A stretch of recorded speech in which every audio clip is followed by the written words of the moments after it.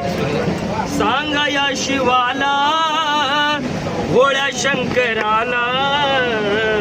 तुझ्यासाठी आलो मी देवा दर्शनाला तुझ्यासाठी